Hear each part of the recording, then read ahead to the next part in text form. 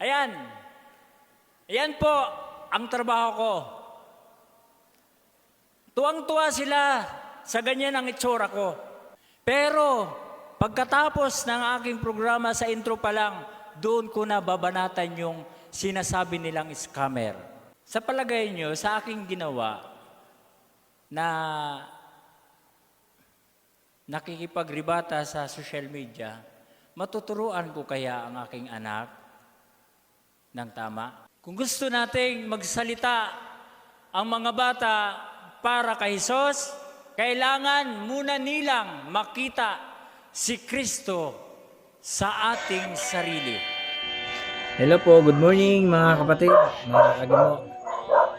Ayan, maganda po ang ating bihis ngayon dahil meron po tayong pupuntahan at invite po ako ng Marikina 70 Adventist para maging speaker sa simbahan. Okay mga kagamo, bago ako makyat sa pulpito, humingi muna ako ng tawad sa aking mga mamis at lalo na sa aking mga kaibigan at mga follower na may galit sa akin. Sorry dahil kung nagawa man ako ng pagkakamali sa inyo, sorry. Kaya samahan nyo ako mga kagamo, mga kapatid, sa aking pagsasalita dahil ako po ay tumanggap na po ng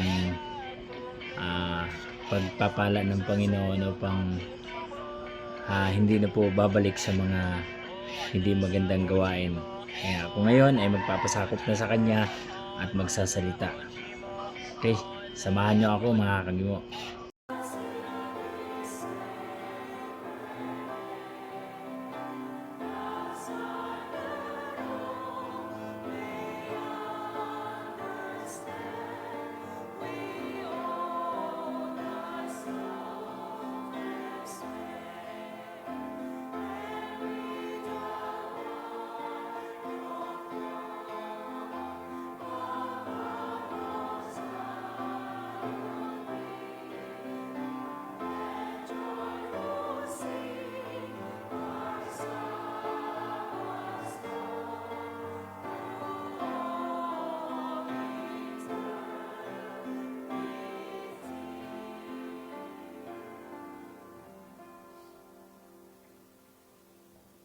O dakilang Diyos na mahabagin, andito ang iyong bayan na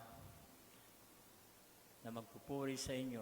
Tanggapin niyo po ang bawat isa sa amin na narito ngayon. Ito po ang aking dalangin sa pangalan ni Jesus. Amen. Para po sa ating scripture reading, buksan po natin ang ating mga Bible po sa Kawikaan chapter 22 verse 6. Sabi po, turuan mo ang bata sa daan na dapat niyang lakaran, at pagkatumandaman siya ay hindi niya hihiwalayan. Tayo po ay lumuhod para sa ating panalangin.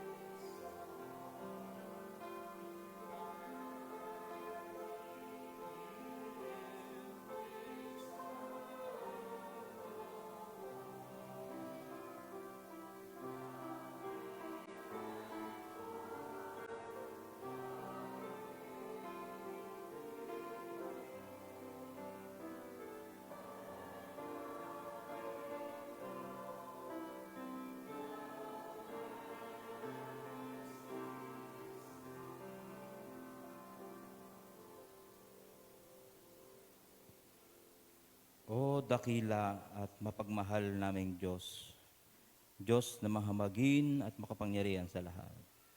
Panginoon, sa araw ng Sabat na ito, kami po ay nagpapasalamat at nagpupuri sa iyo, Panginoon, na muli po ang iyong bayan ay iyong pinagsama-sama upang pagsaluhan ang iyong matamis na salita, Panginoon.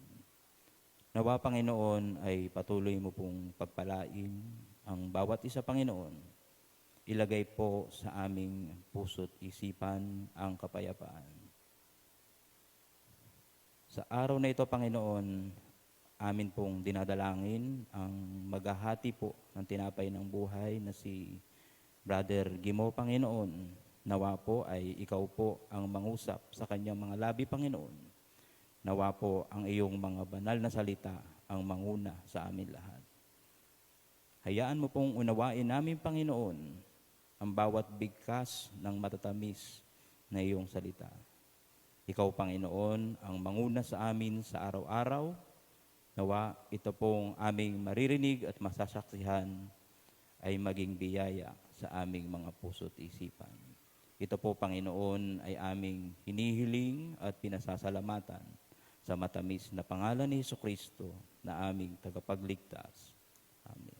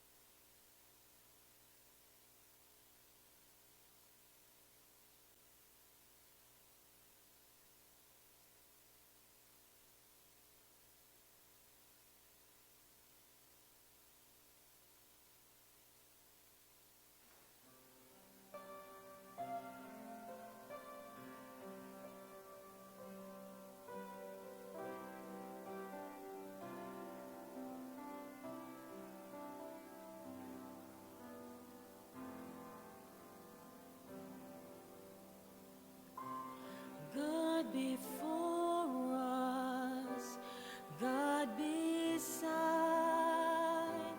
God within us above, God in heaven and in this place. Father, we commit to you this day.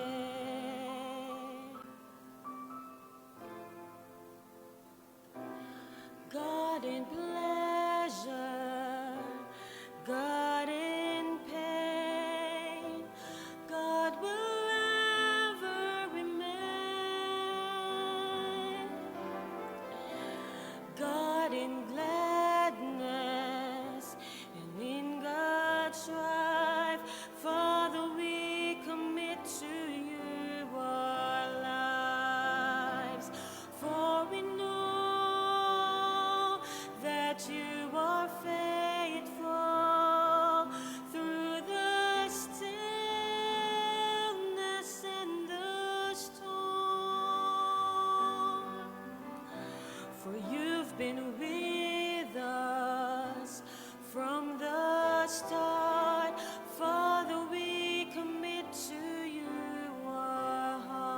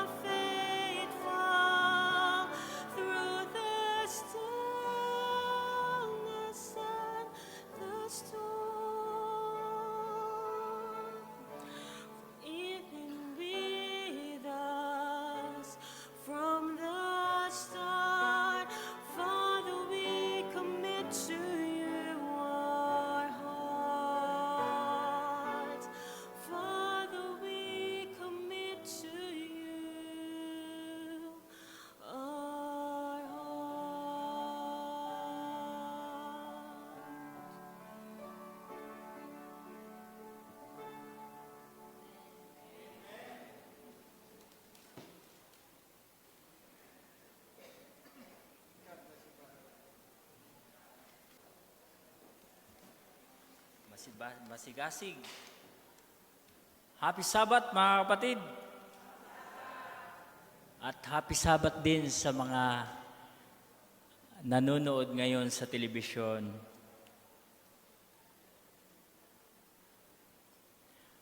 Mga kapatid, alam niyo po ba na matagal na itong naka-sit, kaso nga lang ay napupuspon, nauurong. Ang dapat na magsalita ako ay doon sa Broadway. Pero dito ako itinulak ng Panginoon. Amin po ba mga kapatid?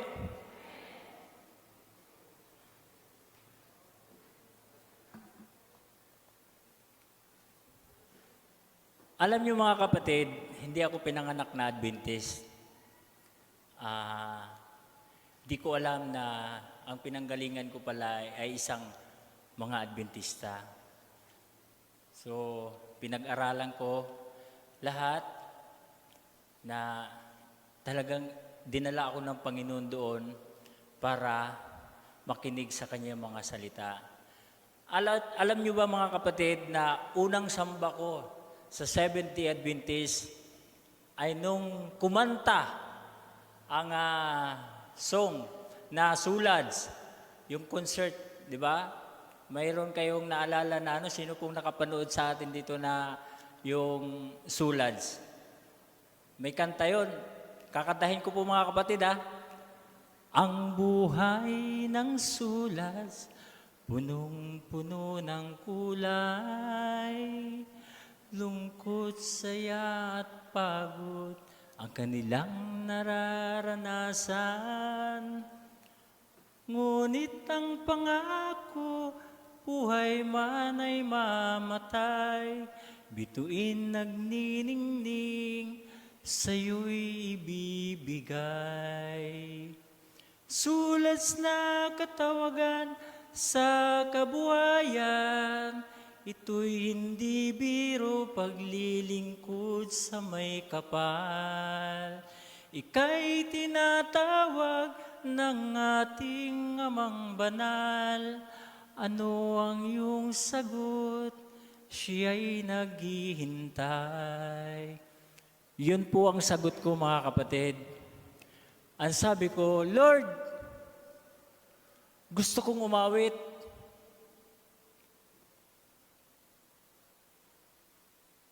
Di nagtagal mga kapatid, nung nabautismuhan ako, na imbis na sa bidyokihan ako kumakanta, umawit ako dito sa pulpito.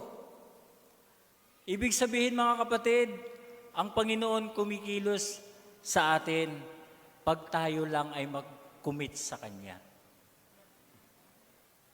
Pangalawa, nagsalita ang pastor. Ang sabi ko, ang ganda ng message.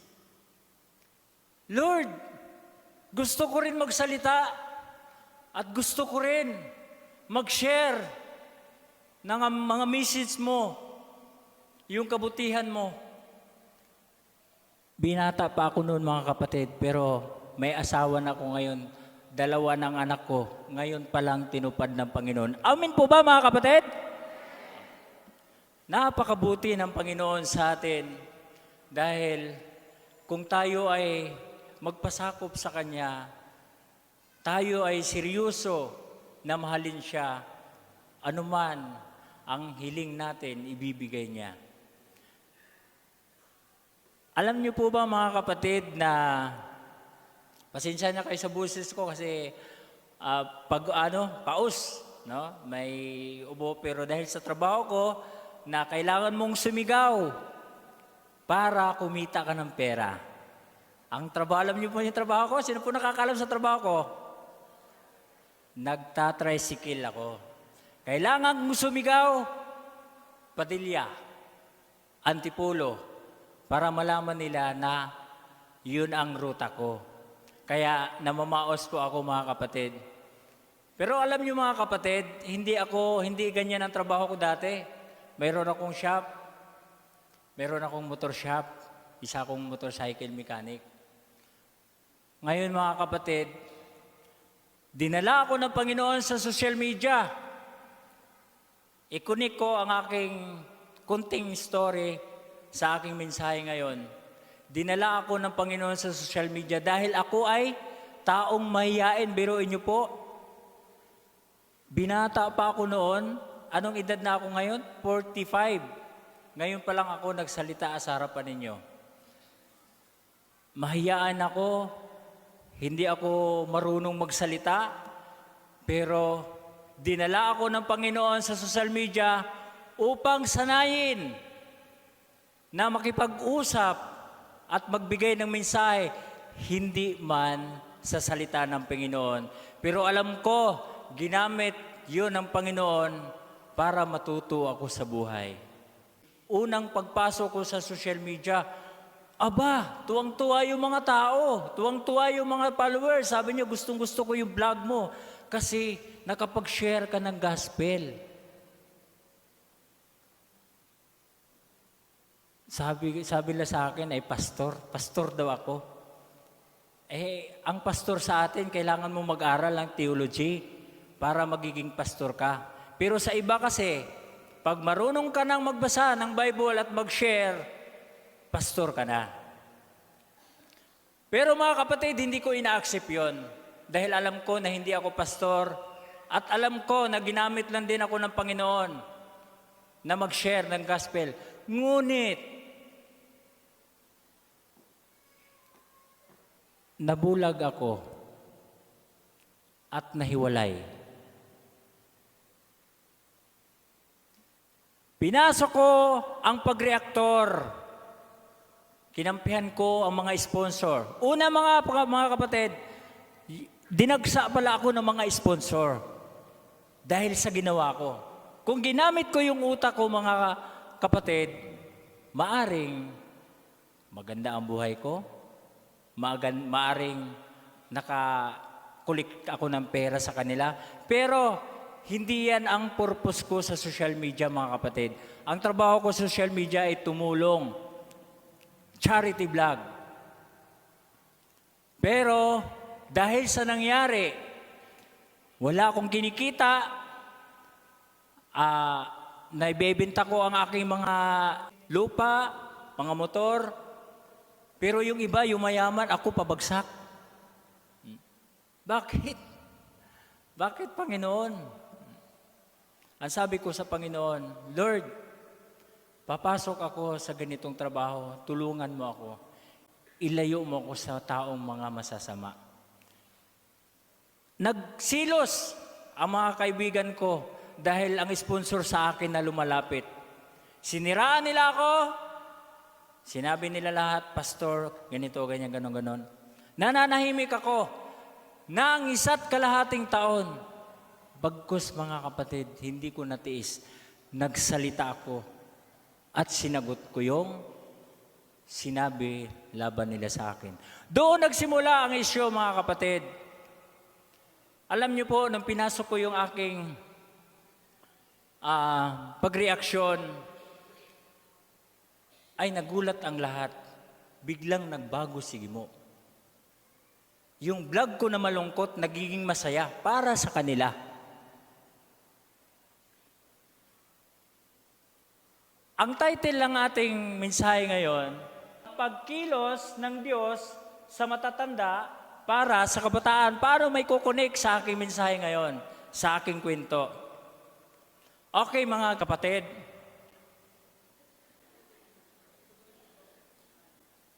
Ayan po ang trabaho ko. Tuwang-tuwa sila sa ganyan ang itsura ko.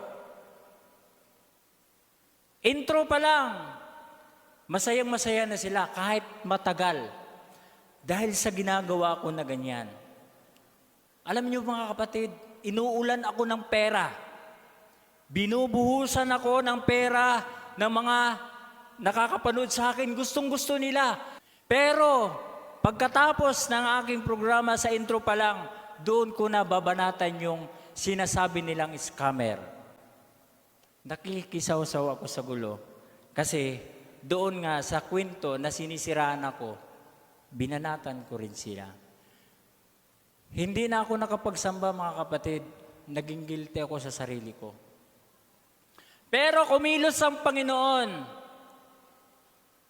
para akong inuntog sa pader. Nagulat ang lahat.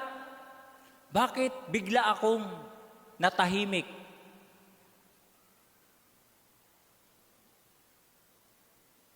Siguro ang sabi ng Panginoon, hindi yan ang will mo, ang makipag-away. Kaya naging kwento po ang buhay ko na ganyan, mga kapatid, dahil nga po sa kasalanan na hindi naman dapat ko gawin.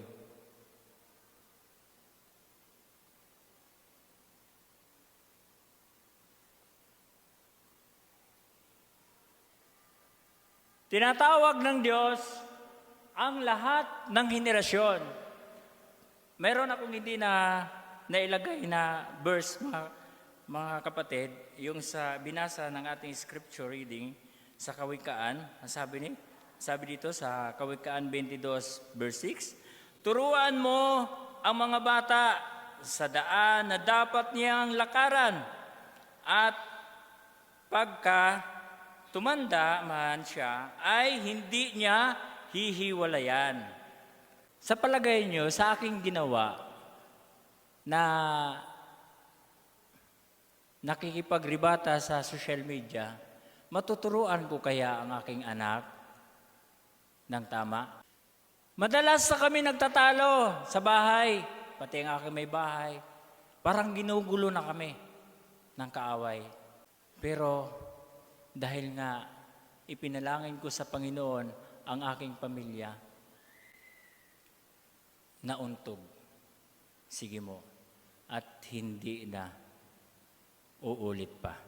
Alam niyo mga kapatid, nakarga ako sa top 70 sa lahat ng mga vlogger na pinapaliparan ng pera. Sa lahat ng vlogger. Pero ang kapalit naman ay makikipag-away.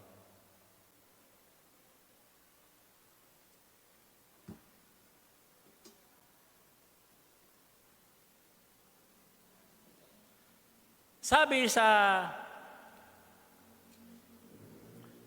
dito kay Mrs. Ellen White sa Book of the Adventist Home, page 484, ang layunin ng Diyos para sa mga kabataan, para sa mga batang lumaki o sa kanilang tahanan, ay mas malawak, mas malalim at mas mataas kaysa sa ating karaniwang naiintindihan.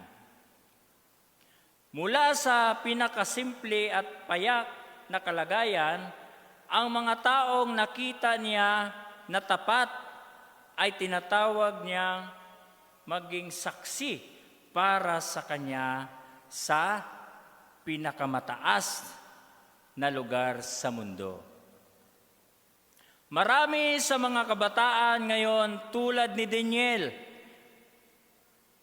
na lumaki sa kanyang tahanang Hudyo na nag-aaral ng salita at gawa ng Diyos.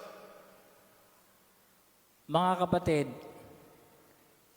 hindi malayo sa ating mga kabataan pag naituro natin ang tama, maging kagaya din sila ni Daniel. Nag-aaral sa salita ng Diyos at natututo sa aral na tapat na paglilingkod ay makakatayo balang araw sa mga lehislatibong kapuluan, hukuman o korte ng hari bilang saksi para sa mga hari. Yan din ang pangarap ko sa aking mga anak, mga kapatid, na balang araw sa aking pagtitiis, sa ating pagtitiis, mga kapatid, maituro natin ang tama at sila naman ay maging saksi sa ating Panginoon.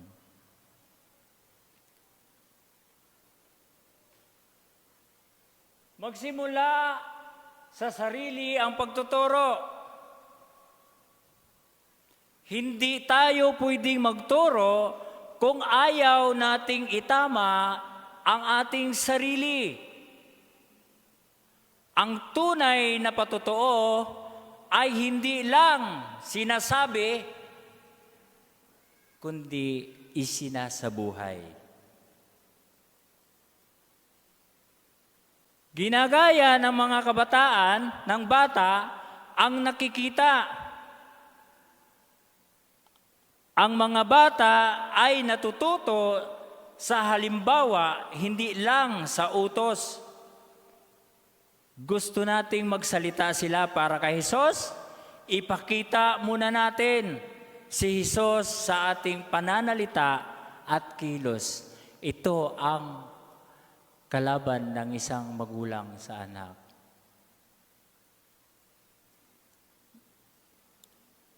Mga kapatid, natanong niyo na ba yung mga anak natin na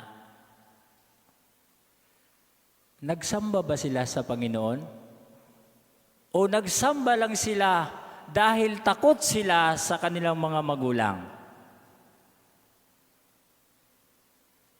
Nagsamba sila dahil inuutusan at inuobliga sila.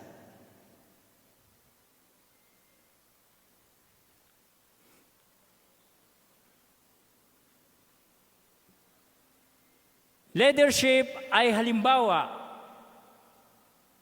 Sabi dito sa 1 Timoteo 4:12, huwag hamakin ng sinuman ang iyong kabataan, kundi ikaw ay maging uliran ng mga nagsisisampalataya sa pananalita, sa pamumuhay, sa pag-ibig, sa pananampalataya, sa kalinisan. Mga kapatid, kung hindi nila makikita si Kristo sa atin, palagay niyo mga kapatid, kung wala na tayo, magsasamba pa kaya sila?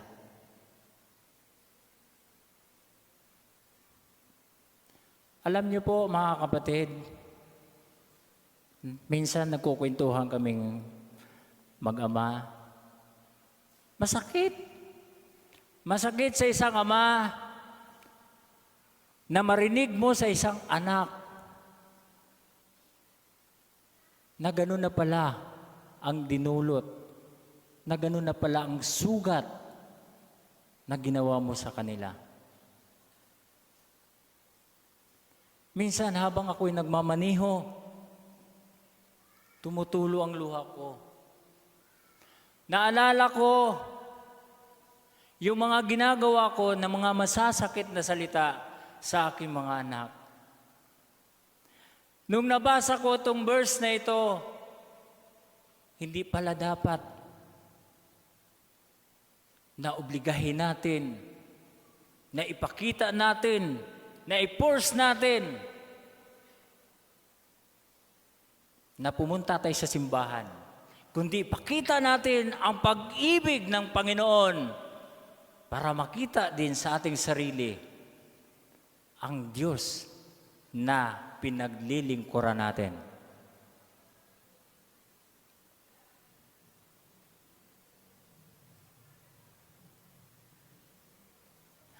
Walang maliit o bata sa mata ng Diyos, maging halimbawa sa pananalita, pag-ibig, pananampalataya at pamumuhay. Ang bunga ay isang matuwid na henerasyon.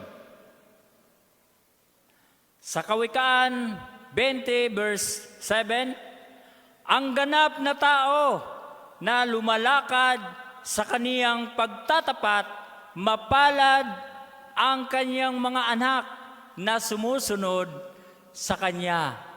O mga anak, mapalad daw kayo pag sumusunod sa magulang. Kung hindi kayo susunod, hindi kayo mapalad.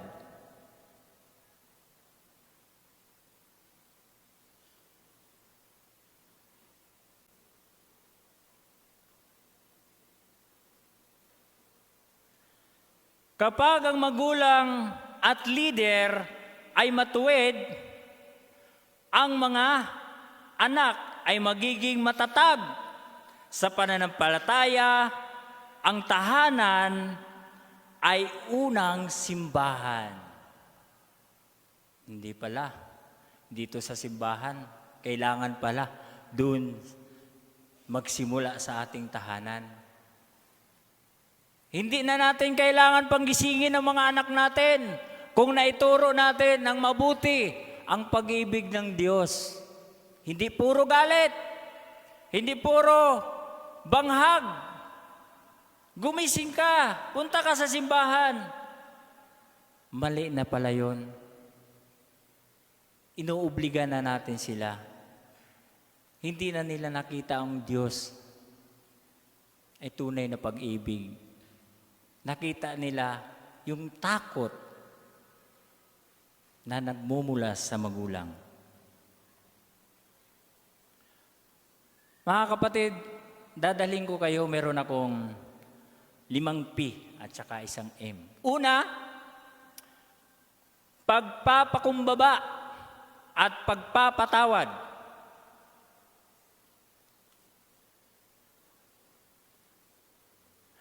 Ituro na ang pagpapatawad ay isang katangian ng tunay na Kristiyano. Ipakita na handa kayong magpakumbaba at humingi ng tawad kapag kayo'y nagkakamali.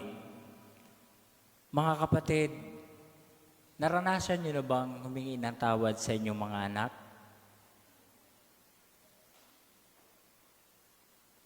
Ako, mga kapatid,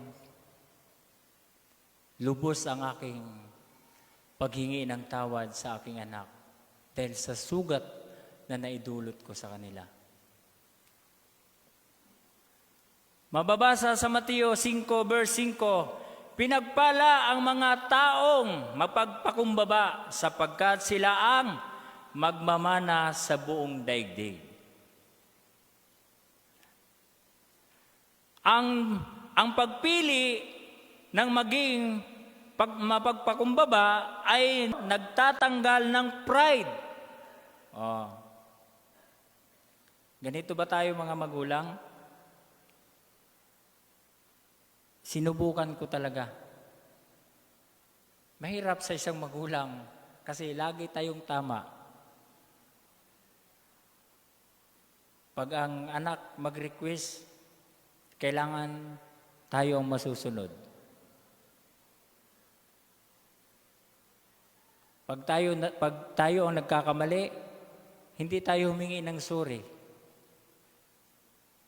Kaya minsan, ang mga anak natin ay nagre-rebelde. O kapalanulan na siyang madalas na hadlang sa tunay na pagpatawad. Ang pagpatawad ay hindi lamang utos, kundi isang paraan upang makalaya sa hinanakit at makamit ang pagkakasundo.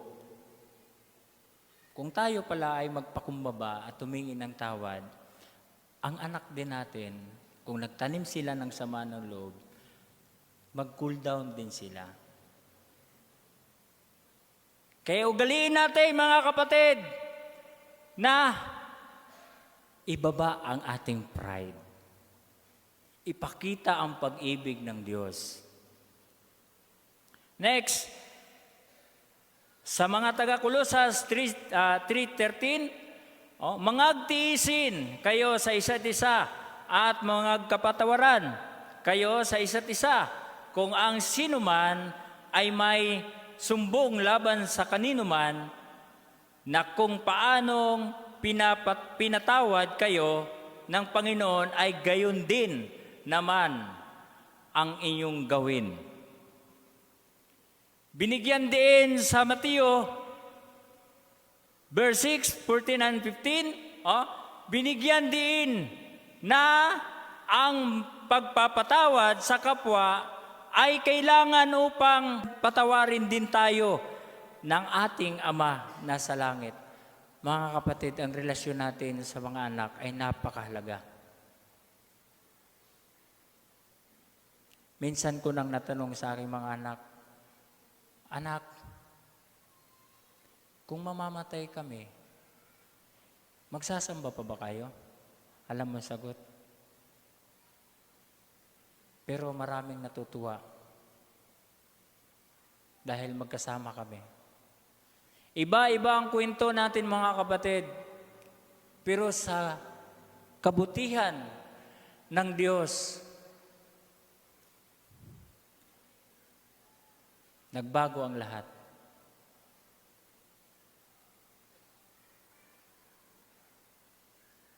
Hindi ko na sila ginigising, hinahayaan ko na sila. Itinuro ko na sa kanila ang tama at mali.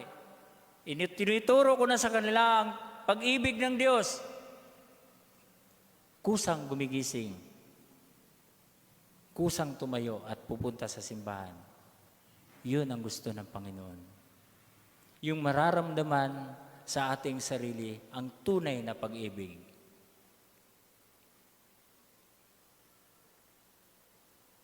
Pangalawa, pag-aaral sa salita ng Diyos. Maglaan ang oras para sa panalangin at pagbabasa ng Biblia bilang pamilya upang maging gabay nila ang mga utos ng Diyos sa kanilang buhay. Worship sa bahay. Alam niyo mga kapatid, hindi ko to ginagawa. Pero inaaral ko ngayon. Hindi ko ginagawa noon. Maliit pa lang sila. Hindi pa lang nabuo yung portal. Hindi ko talaga sila naturuan.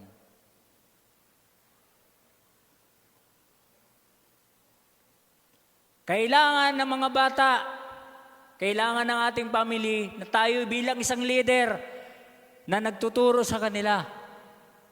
Simulan natin sa bahay ang pagbabasa ng Bible. Mag-worship. Kahit ipit man sa oras, kahit anong oras kabakante, yun ang gawin natin mga kapatid. Dahil yun ang relasyon natin sa Panginoon na ang mga bata matututo din silang magbasa.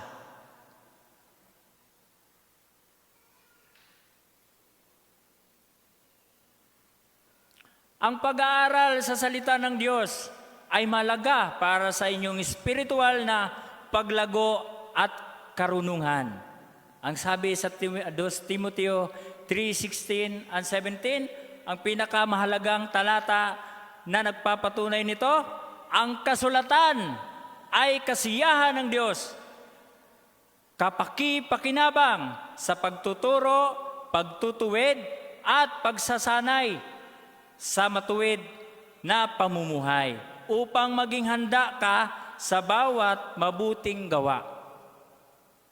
Gawin itong bahagi ng inyong pang-araw-araw na buhay upang magabayan ka ng Panginoon sa tamang landas.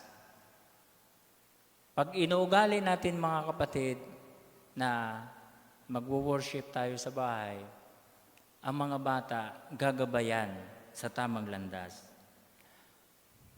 Pang-apat, paglilingkod sa kapwa.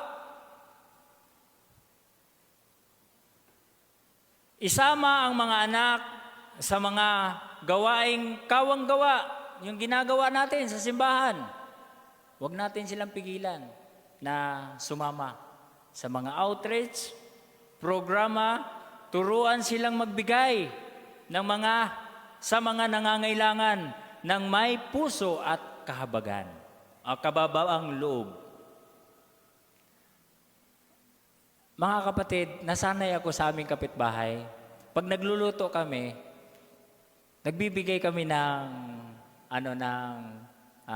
share sa aming gulay, kung anong ulam namin, i-share kami. Pero hindi lahat. Ibang araw, iba naman. Hanggang sa nasanay yung anak ko. Alam niyo po, yung maliit pa siya, kinder pa lang, kinuhaan ako ng pera, namigay din sa kanyang mga kaklase. Ang sabi ng teacher, binigyan mo ba yun ng 1,000? Namimigay ng pera galante. Alam niyo po mga kapatid, pag nakikita ng mga bata yung mga ginagawa nating mabuti, gagayahin din nila. Hindi sila maging madamot. Kagaya nitong sinasabi na paglilingkod sa kapwa. Sa Roma 12 verse 10, magmahalan kayo bilang magkakapatid at pahalagahan ninyo ang iba ng higit sa pagpapahalaga sa inyo. Sa Roma 12 verse 13, tulungan ninyo ang mga hinirang ng Diyos, ng mga nangangailangan, at patuloyin ninyo sa inyong mga tahanan ang mga walang matutuluyan. Yun ang minsan nagtatalo kami ni Mrs. Kasi ako dampot lang ako ng dampot may mga nakapanood ba sa akin dito? May mga something akong inuuwi sa bahay at pinapakain ko sila. Tapos basta minsan nagwawala lang. Dinadala ko sa mental. Alam nyo, parang sira-sira na rin ako. Kasi kung hindi mo sila kukunin yung kanilang estilo, kakalabanin ka nila, kailangan magbaliw-baliwan ka rin. Alam niyo po mga kapatid, umagang-umaga sumisigaw. Naghanap ng away. Sabi ko, sino kaaway mo? Sabi niya, yung sumpa daw. Sabi ko, asa na yung sumpa? Yung bato, pinakita naman niya sa akin. Nakipagtubay din siya sa akin. Sabi ko, kung yung bato na yan, pag nadugtong ko, may balik ko yung sumpa, sasama ka sa akin. Ngumiti siya. Nakakuha ko ng butas. Sabadong-sabado. Sabi ko sa aking may bahay, kumuha ka ng pandikit, idikit natin. Nung nadikit ko na, ang sabi ko, nagawa ko ng sumpa, naibalik ko na. Kaya sasama ka na sa akin. Sumama nga naman talaga. Pumunta kami sa mental, diretso na. Araw na Sabado. Kaya mga kapatid, nakakatuwa na may mga tao na walang tahanan na pwede natin pakitin. May mga taong gutom na pwede natin pakainin. Ang paglilingkod ay hindi lamang pagtulong sa iba, kundi isang paraan upang ipakita ang pag-ibig ni Kristo sa mundo. Yan, mga kapatid. Kung mayroon kayong nakitang mga kahabag-habag, pag tinamaan kayo nito mga kapatid, huwag na kayo mag-alangan. Ibig sabihin nun, hinahawakan na kayo ng Panginoon na tulungan ninyo. Maraming mga kaawa din na nakikita ko. Minsan, kahit wala kami. Pagdating sa tulong, pag tinamaan ka na ng habag, ibigay mo na. Huwag ka na magdalawang isip. Dahil ginamit ka na ng Panginoon upang tulungan siya. Panglima, pangalagaan ang nilikha, ituro ang pagiging responsable sa paggamit ng likas na yaman bilang paraan ng pagpapahalaga sa mga nilalang ng Diyos.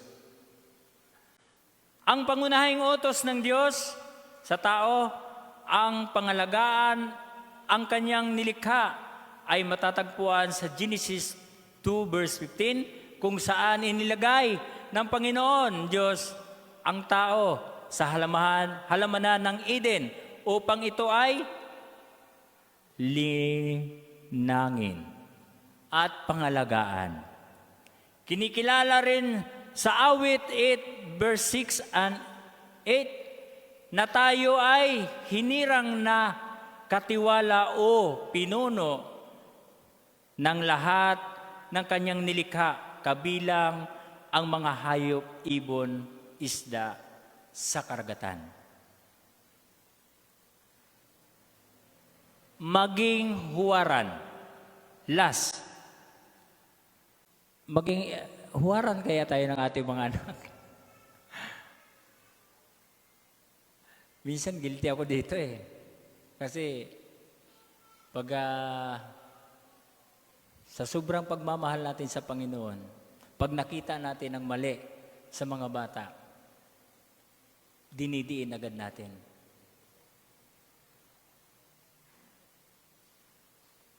Nagagalit agad tayo dahil bakit? Nilampas tanganan mo yung araw ng Sabat. Nauna na yung galit. Sabi dito sa 2 Timoteo 3, verse 13, pinapaalalahanan ng bawat isa na panatilihin ang pagiging huwaran sa pamamagitan ng pagsunod sa mga mapagkatiwalaang salita ng Diyos na may pananampalataya at pag-ibig. Ang pagiging huwaran ay hindi nakadepende sa edad o estado sa buhay, kundi sa pagpapakita ng presensya ng Diyos sa pamagitan ng ating mga gawa at pagkatao.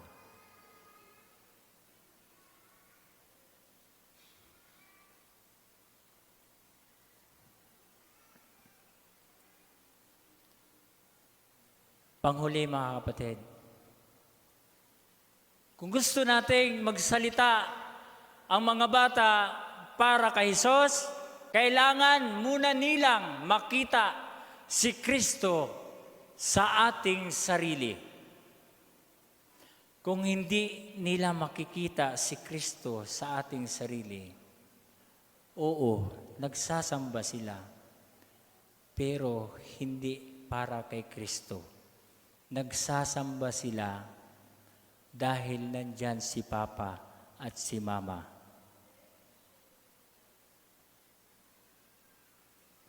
Mga kapatid, hinikaya tayo ng ating Panginoon na baguhin ang ating estilo sa pagpapalaki ng ating mga kabataan. Ipakita natin ang pag-ibig ng Diyos kung paano tayo binago, hindi sa galit. Dahil ang galit ay nagmula sa kaaway, hindi sa Diyos. Ang pag-ibig ay sa Diyos. Kaya ipakita natin na totoo na binago tayo ng Diyos, na mahal natin ang Diyos. Mga kapatid, tulungan natin ang Panginoon na balang araw, ito namang mga batang ito ay gamitin ng Panginoon din upang maging saksi sa kabutihan na ipinakita ninyo na nagmumula sa atin. This is my prayer.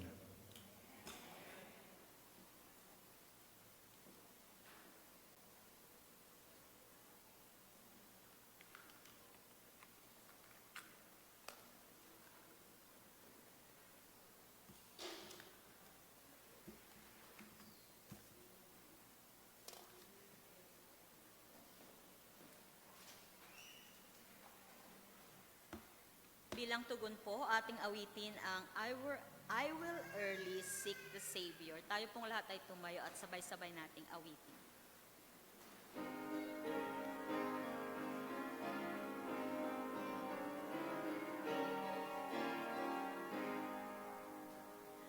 I will early seek the Savior. I will learn of Him each day. I will follow in His footsteps. I will walk the narrow way. For He loves me, yes, He loves me. Jesus loves me, this I know. Jesus loves me, died to save me. This is why I love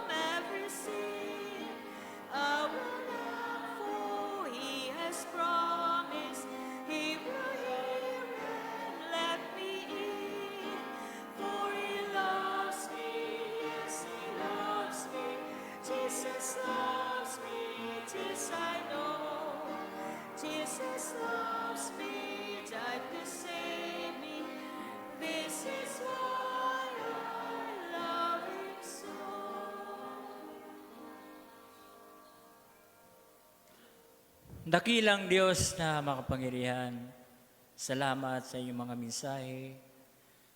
Salamat sa iyong dakilang pag-ibig na ibinuhos niyo sa amin.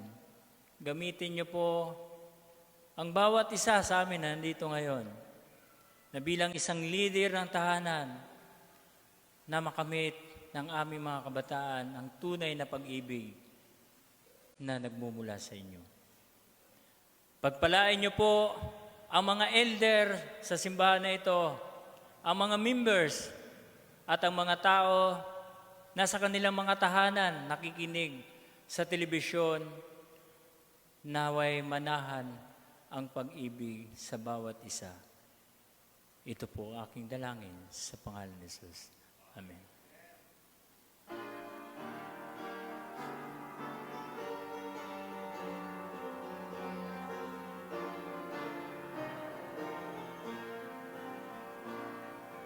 Signs of the end are fast fulfilling. Soon Jesus will return. He will bring to an end all sin and woe, and will take His children home. Are you gladly telling others Jesus loves, Jesus saves? Are you living by His word and by His power? By His grace, my friend, let us hope until the end, till we see our Savior come again. Signs of the end are fast fulfilling. Soon Jesus will return. He will bring to an end all sin and woe, and will take His children home. Are you gladly telling others Jesus loves, Jesus saves? Are you living by His word and by His power?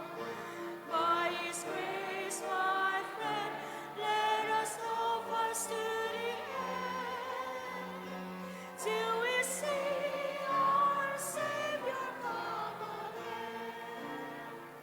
Happy Sabbath po sa inyong lahat.